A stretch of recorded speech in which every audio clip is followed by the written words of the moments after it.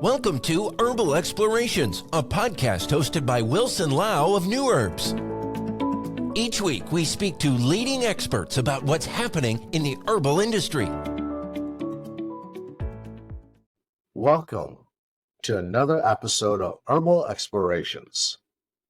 Today, I'm going to do something slightly different.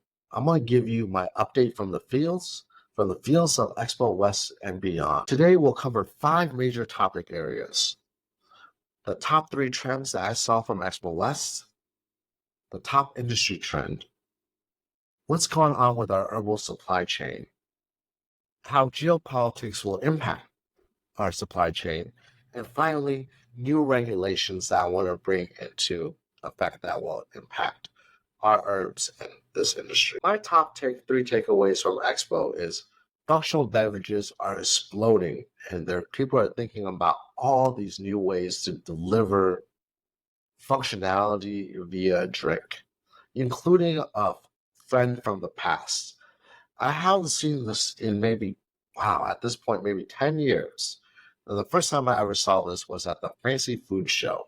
It's where they put the vitamins in the cap, basically the function in the cap, and the water underneath the bottle, just like plain water.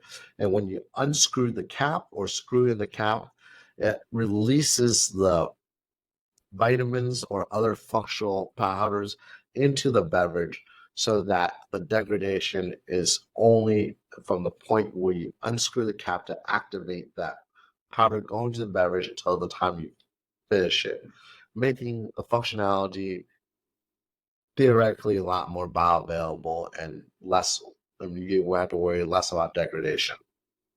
The second trend I saw was functional mushrooms. God, you found them in everything from beverages to jerky to bars. I couldn't even imagine how many different ways you could take these mushrooms, including gummies. And that's one thing that hasn't abided or slowed down in the last 2 to 3 years. Gummies are so hot as ever. And if I let my kids take all their supplements and gummies, they might be bouncing off the wall like crazy people. So I question how many gummies can one person take in a single day. I think what we are seeing based on the functional beverages, gummies, and is really an emphasis on these alternative delivery forms. Although currently, roughly 2/3 of the supplements are still delivered in solid dosage format, there is a huge movement to try to take it out of that format, including what we're doing at New Traditions with the oral film strips. Right now, we have Hello Dreams, which is a sleep product, and then we have launching this year Goodbye Fatigue, which is organic ginseng sazandra, which is an energy product with help you through your mid-afternoon slump and give you also that cognition focus benefit of ginseng and sazandra. So I think, we're going to see a lot of different products being introduced into alternative delivery formats. For me, I was really excited to be part of 2 events. One was the Sustainable Herb Projects dinner, where I was able to network with like-minded people and companies about what they're doing on the sustainability front. In particular, I'm excited about what Traditional Medicinals is doing. And they are writing a case study on the benefits of using wild-crafted plants versus cultivated ones. I can't wait to read it and learn and borrow some tidbits from it. It's really exciting. The top industry trend that I see in the marketplace is this tilt towards sustainability, whether it's in green packaging, energy use, or certifications like regenerative agriculture, fair wild, really trying to figure out how we can make the world a better place. My question is really about twofolds. One is, how much is the customer actually willing to pay to get that certification or provide that sustainability benefit? Secondly, how quickly will rules and regulations on sustainability and finance in Europe and the US drive change, regardless of what customers are willing to pay or not. Because if the government demands it, we have no choice but to comply. And everyone, the whole field is going to increase in price so that everyone's operating on the same playing field versus voluntarily adopting regenerative agriculture or bare wild or something like that. So I think that's going to be a huge change. I can't wait to see how quickly customers really adapt to different things. I think we as part of sustainability and herbal quality, I want to really give a huge shout out to my dear friend Terry Lack, who's our who I work with on a lot of food projects, and Mr. Good himself. He's really talking about not how much the herbs cost per kilo, but how much the herbs are yielding of the phytochemical goodness. And what we should be paying is for the amount of how the quality of the herb, not just pure weight.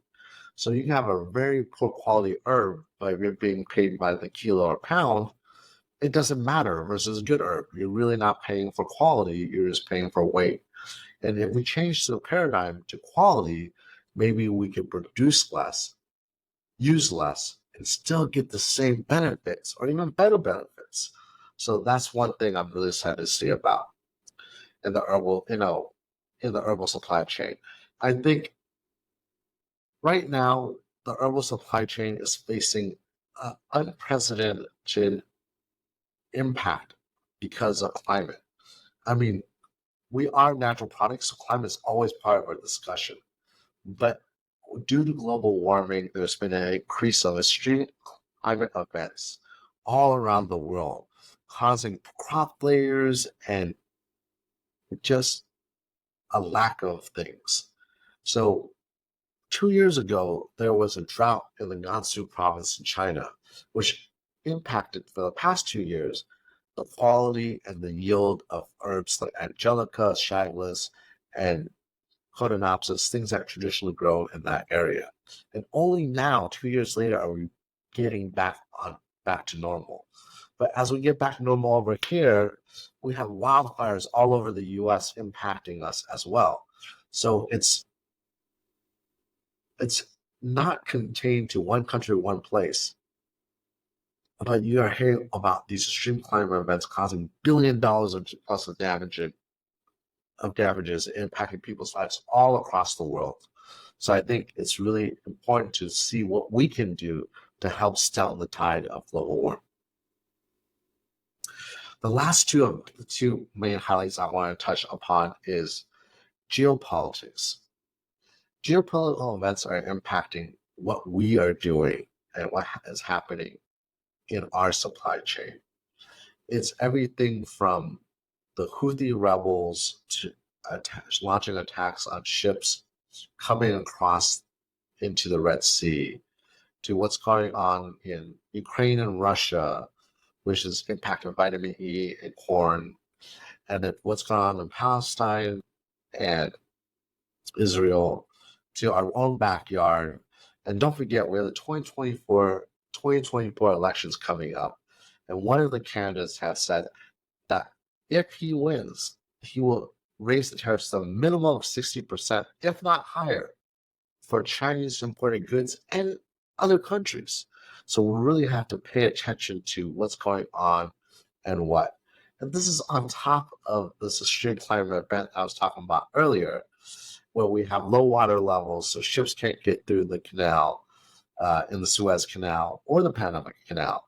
And then last week, this fluke accident of a ship losing power and taking out a bridge, basically disabling, activity or incapacitating activity at the port of Baltimore. And what we see is that will really impact auto imports because that's the biggest port which auto imports go through. Maybe not so much our herbal products, but we got to really pay attention to what's going on, whether there's a lot of things that are beyond our control, and there's some things that we need to do to hopefully step the tide. And finally, and not the least, I want to bring attention to everyone's attention this new regulation. It is in particular regarding organic herbs. This USDA's strengthening organic enforcement, which I think we can all agree is a good thing. It's going to ask a lot more people in the supply chain to be certified, such as brokers that previously weren't. And one of the things that we don't quite understand yet is, does that include logistic providers like shippers such as UPS, FedEx, Stage Robinson, etc.? Will they have to also become certified because organic goods do pass through their hands and whatnot?